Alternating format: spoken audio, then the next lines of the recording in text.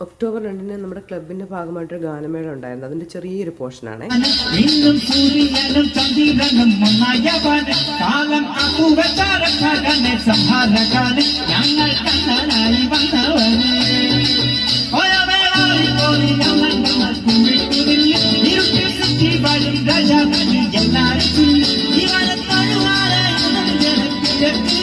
കാലം എടുത്തു വെച്ച സ്വർഗം പോലും മന്ദർ